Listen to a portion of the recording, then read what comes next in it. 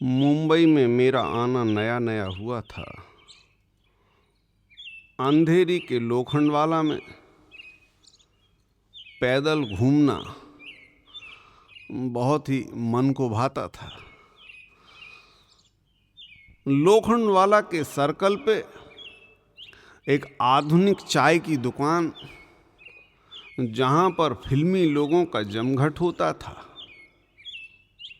बड़े बड़े director, producer, अभिनेता वहाँ पर बैठते, अपनी चर्चाएं करते। मैं भी वहाँ पर बैठता। मैंने देखा वहाँ पर एक आदमी, उम्र में कुछ 60-65 साल का रहा होगा, लेकिन गरीबी और तंगहाली ने थोड़ी उम्र बढ़ी हुई दिखती थी, लेकिन शक्ल से भिखारी ना लगता था। और वो हर किसी से मांगता भी नहीं था। किसी एकाध व्यक्ति के पास जाकर चुपके से कहता, 10 रुपए हैं क्या? एक दिन वो मेरे पास भी आया और मुझसे कहने लगा, 10 रुपए हैं क्या? मैंने किसी से पूछा कि ये कौन है और ये ऐसे 10 रुपए क्यों मांगता है। तब किसी ने बताया कि इनका नाम सुभाष है, लोग इन्हें सुभाष दादा कहते हैं। ये किसी जमाने में बंगाल से आए थे गायक बनने, लेकिन बन ना पाए। अब ये इतने आसपास के एरिया में भटकते हैं, यहीं रहते हैं।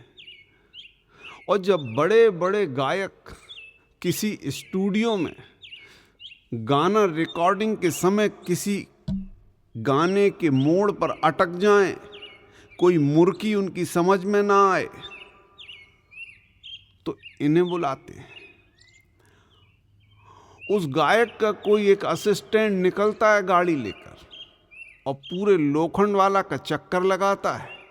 उसे मालूम है कि सुभाष दादा बस इतनी जगह में कहीं मिलेंगे। गाड़ी आकर रुकती है, सुभाष दादा उस गाड़ी में बैठते हैं।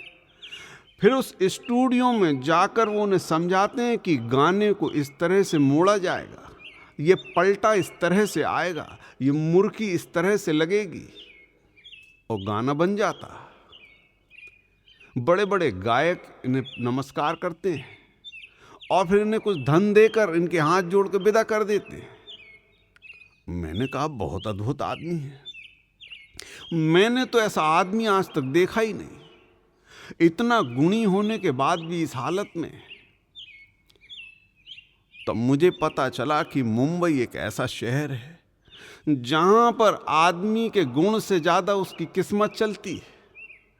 अगर गुण आदमी में 10% भी हो और किस्मत उसकी 90% चल रही है, तो वो आदमी स्टार बन जाता है।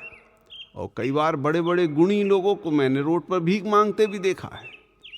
सुभाष दादा भी किस्मत के मारे थे, गुण तो उनमें बहुत थे। बड़े बड़े गायक उनको नमस्कार करते थे, अपनी महंगी कारों में घुमाते थे।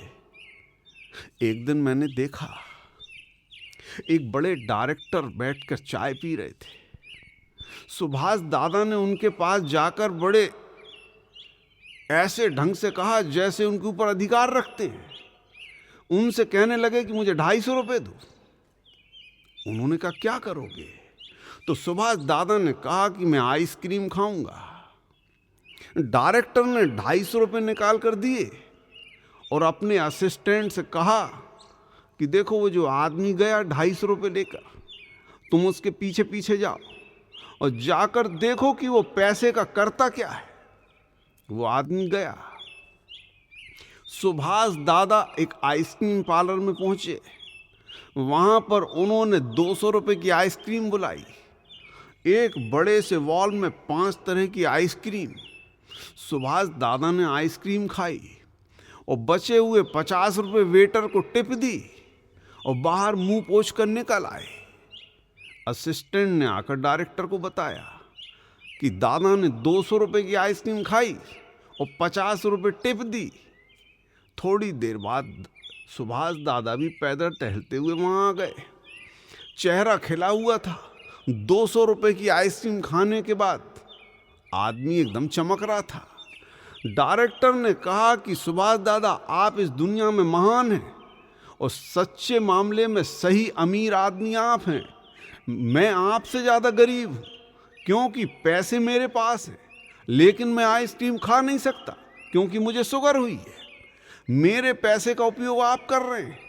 आपके पास कोई दिक्कत नहीं है क्योंकि ईश्वर ने आपको धनी बनाकर भेजा है और इससे बड़ा धनी कोई नहीं होगा जिसके पास जेब में हो ही 250 रुपए और वो 200 की आइसक्रीम खाए और 50 रुपए वेटर को टिप भी दे दे।